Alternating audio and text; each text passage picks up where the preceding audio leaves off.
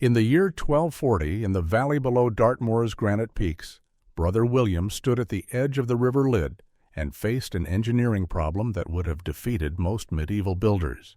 He was 47 years old, a Cistercian monk who had spent 23 years learning water management in the monasteries of Burgundy before crossing the Channel to Devon. The newly founded Buckland Abbey sat on elevated ground 2 miles to the east, and it had no water.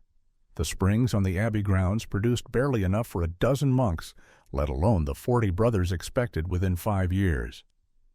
Without abundant water, the monastery would fail. Every successful Cistercian house in Europe depended on constant flow for drinking, cooking, washing, brewing, milling, and the sanitation systems that kept monks healthier than any medieval community.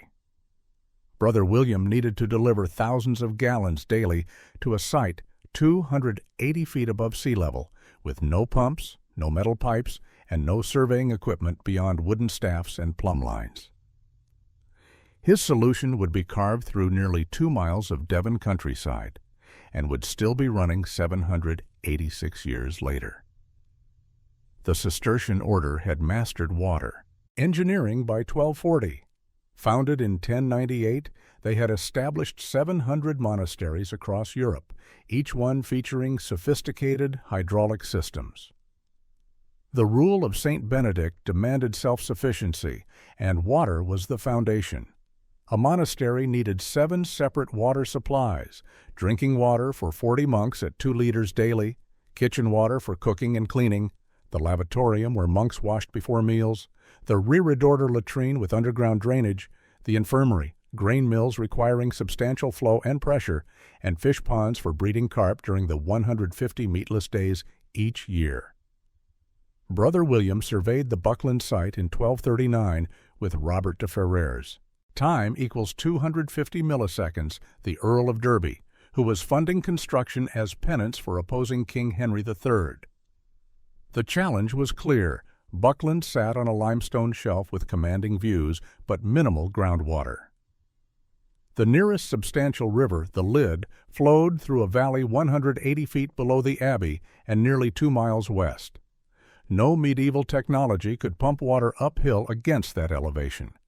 The only solution was finding a point on the River Lid above 280 feet elevation, then building a channel that would carry water along the landscape's contour. The gradient had to be precise, steep enough for steady flow, but gentle enough to prevent erosion. William calculated the starting point would need to be 3 miles upstream at roughly 300 feet elevation, giving him a 20-foot margin. In March 1240, Brother William assembled 23 lay brothers experienced in agricultural labor, plus 60 hired workers from surrounding villages. The crew included 12 stonemasons, 8 carpenters, 6 clay workers, and general laborers. Their tools were iron-edged spades, pickaxes, wicker baskets, measuring rods, plumb lines, and water-filled wooden troughs for establishing levels. William's most sophisticated instrument. Time equals 300 milliseconds greater than was an ancient Roman groma, a vertical staff with a horizontal crosspiece supporting 4 plumb bobs for establishing right angles. Construction began where the River Lid ran fast over granite bedrock 3 miles northwest of the abbey. William chose this location because solid rock would prevent flood damage to the intake structure. The workers built a diagonal stone weir across 40 feet of river, angling upstream at 30 degrees. This angle was critical. It let the channel draw water during normal flow while preventing overflow during floods. The weir stood 3 feet high. Constructed from granite blocks weighing 150 to 300 pounds each. Fitted without mortar, but so precisely that minimal gaps existed between stones. Behind the weir, they excavated a settling basin 8 feet long and 5 feet deep, where sediment would drop out before water entered the main channel. This basin would require cleaning twice yearly for the next 8 centuries. From the intake, the leat headed southeast following a route William had marked with wooden stakes every 50 feet. The channel construction varied with terrain. Through solid rock or firm clay, workers dug a trench 18 inches deep and 30 inches wide, with sides angled at 60 degrees. Where soil was sandy, time equals 300 milliseconds, they lined the channel with clay packed in 6-inch layers. Where granite outcrops blocked the path, stonemasons spent weeks cutting through solid rock. The gradient was precisely controlled. The leat dropped 20 feet over 2 miles, a ratio of 1 in 500 or 0.2%. This maintained flow velocity of about 1 foot per second, fast enough to prevent stagnation but slow enough to avoid erosion. The greatest challenge came where the leat had to cross natural valleys and drainage lines. Medieval engineers had 3 options: carry water through hollowed log pipes in an inverted siphon, build elevated wooden troughs, or divert around obstacles. Brother William chose different solutions for different crossings. For shallow valleys under 6 feet deep, workers built stone-lined troughs at ground level, creating miniature aqueducts. For deeper valleys, William routed along the contour, adding distance but avoiding complex structures. Where the leat crossed streams flowing downhill, builders constructed stone culverts, allowing water to pass underneath. By autumn 1241, the team had completed 1 mile and encountered a volcanic rock spur 60 feet high and 200 feet across. The dolerite was significantly harder than surrounding slate. William could blast through using fire setting. Time equals 350 milliseconds, /divert around it, or build over the top. Fire setting involved heating rock faces with fires, then dousing with cold water to induce fracturing, a process taking weeks per foot. Diverting would add more than half a mile across unstable ground. William chose to construct a wooden flume supported on timber posts. The flume took 4 months. Carpenters selected 24 oak trees 40 to 60 years old with 18-inch trunks. They felled them in winter when sap was down, split them lengthwise, hollowed them with adzes and augers, then joined them end to end. The channel was 16 inches wide and 12 inches deep. Supporting posts were driven at 8-foot intervals with cross bracing. The structure was sealed with pitch and tar, coated with a lime wash to discourage rot. William knew this section would need replacement every 15 to 20 years, but it was the only practical solution. When water was first admitted in February 1242, it flowed 200 feet across the rock spur at a height of 12 feet. The final mile descended through agricultural land, requiring negotiation with local landowners. William walked the route with each owner, explaining that the leat would provide reliable water for livestock without flooding fields. Where it crossed paths and roads, workers built simple stone bridges, 2 upright stones supporting a flat lintel, allowing passage while protecting the channel. In May 1243, 3 years and 2 months after starting, the leat reached Buckland Abbey.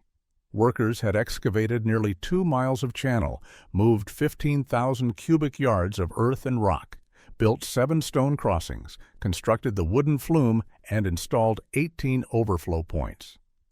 The cost was £127, equivalent to 5 years' wages for a skilled craftsman.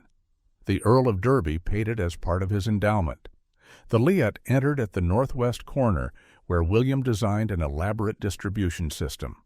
Water first passed through a header tank, a stone-lined basin 10 feet square and 6 feet deep, serving as final settling point and distribution center. From here, channels branched out. The primary channel ran south to the kitchen and refectory with 60% of flow. A secondary channel headed east to the infirmary and reredotor with 30%. The remaining 10% served the lavatorium and abbot's lodging. Each channel had wooden gate valves for flow adjustment. The reredotor, the communal latrine, was attached to the monk's dormitory for night access. The ground floor contained a channel 4 feet wide and 18 inches deep, running 60 feet beneath wooden seats accommodating 24 monks. Water entered at 500 gallons per hour, carrying waste to a drainage culvert. Time equals 250 milliseconds, discharging 200 yards away. The constant flow prevented buildup and odor. It was engineering that secular British buildings would not match for 600 years. The water mill drew 800 gallons per minute upstream of the header tank. The wheel was 14 feet in diameter and 3 feet wide, an overshot design where water delivered to the top-filled buckets that rotated through their weight. This extracted 60% of the water's energy compared to 30% for undershot wheels. The mill ground 150 pounds of grain per hour, enough for Abbey needs, plus commercial processing. By 1250, Buckland housed 43 monks and 67 lay brothers, all supported by William's infrastructure. The leat delivered 30,000 gallons daily, year-round. Most medieval communities depended on wells that ran dry or springs that became contaminated. The leat drew from a river fed by Dartmoor's saturated peat bogs and granite bedrock, maintaining flow even in the driest summers. Maintenance was substantial but manageable. After every storm, teams inspected for debris. Twice yearly, brothers walked the entire length clearing vegetation and repairing erosion. The wooden flume needed replacement in 1257, taking 3 months and costing £8. The settling basin required cleaning 3 times yearly initially, then twice yearly as the catchment stabilized. The system's success inspired imitation. By 1270, 4 other Devon monasteries had built similar leats.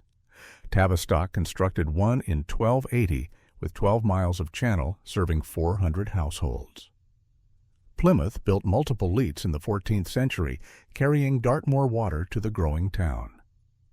The dissolution of monasteries between 1536 and 1541 ended Buckland's monastic function. In 1541, Sir Richard Grenville purchased the property and converted the church into a residence. The leat continued functioning. The house needed water, the mill needed power. The wooden flume was replaced in 1549 using elm, which proved more rot-resistant. In 1581, Sir Francis Drake bought the estate after circumnavigating the globe. Time equals 450 milliseconds. He found the water supply adequate and made no major changes. During Drake's ownership, the Leat powered new operations. He installed a fulling mill with water-powered hammers processing wool cloth. The hammers weighed 80 pounds each and struck 120 times per minute. Engineers modified the mill wheel to 18 feet diameter, increasing power output 40%. The mill processed 60 yards of cloth daily, making it one of Devon's most productive. The 17th century brought civil war. Between 1642 and 1651, Buckland changed hands 3 times. In 1643, parliamentary forces destroyed 200 feet of leat to deny water to royalist troops. Repair took 6 months and cost £43. Time equals 450 milliseconds/. The restoration included a defensive gate at the intake that could be locked against poisoning. In 1783, the wooden flume was finally replaced with stone blasted through the rock spur, creating a permanent solution after 8 months of work costing £230. The 20th century tested the Leat's resilience. In 1917, a German Zeppelin jettisoned bombs over Devon. One struck 50 feet from the leat, collapsing 80 feet of channel. Workers repaired it in 3 weeks using 13th century techniques. The 1947 freeze, the worst winter in British history, cracked stonework in dozens of locations when ice expanded. Spring repairs took 2 months. In 1951, the National Trust acquired Buckland and opened it to the public. They chose to maintain the leat as a working system rather than a monument. Between 1952 and 1960, they systematically surveyed and repaired the entire length, spending £8,000 to ensure continued operation. The 1976 drought tested the system severely. Britain experienced its driest summer in 250 years. Rivers ran at 10% of normal flow. Wells dried up. The Leat continued flowing. Dartmoor's deep peat maintained the river lid, and the intake drew water even at extremely low levels. Flow dropped to 8,000 gallons daily, but never stopped. In 1989, engineers surveyed the Leat using laser levels and GPS.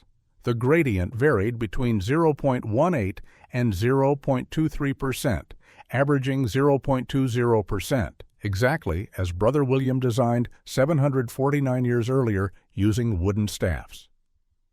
His eye had been accurate to within 2 inches over 2 miles. Modern software using topographical data produced a recommended route differing by less than 100 feet from actual construction. By 2000, environmental assessments revealed that 786 years of flow had created unique habitats. The channel supported 23 species of aquatic invertebrates, 17 water plants, and provided drinking water for deer, badgers, and foxes.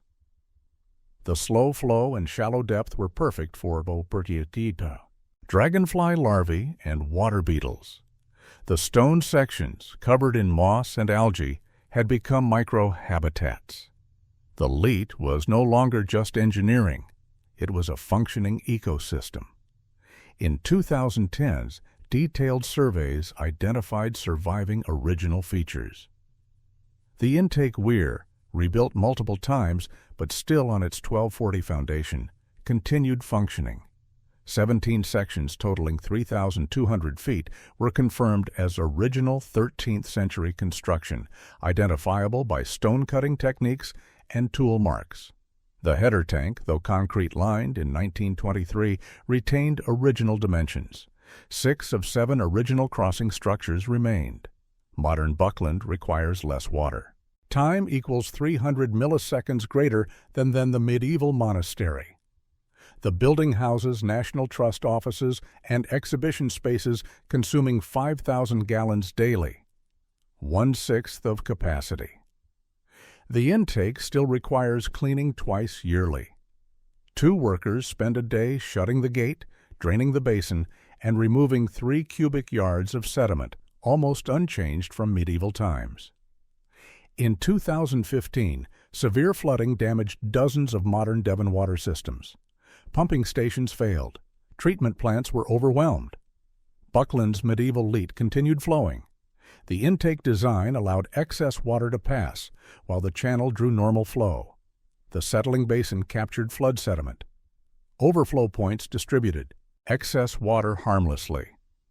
The system performed exactly as designed 775 years earlier. Brother William died in 1262, aged 69, after serving Buckland 22 years. He was buried in the Abbey Church, his grave marked with a stone slab reading Frater Williamus, Magister Operum, Brother William, Master of Works. He designed his let to serve 40 monks for perhaps a century, the lifespan of a well-built monastery. He built it using principles learned in French monasteries, applied with precision that would not be matched by modern instruments for 750 years. In 2026, sections of his channel still carry water through.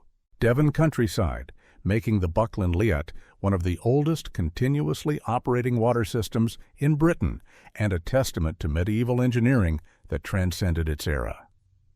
If this story moved you the way it moved us, do me a favor, hit that like button.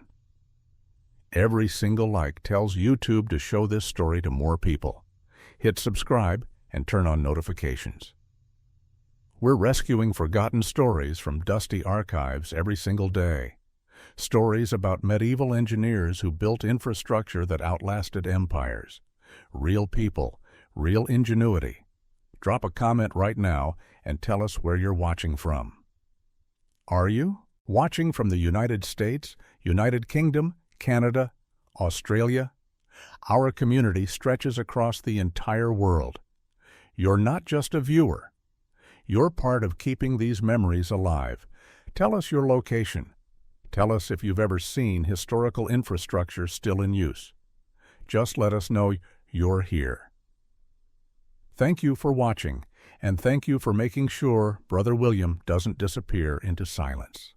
These builders deserve to be remembered, and you're helping make that happen.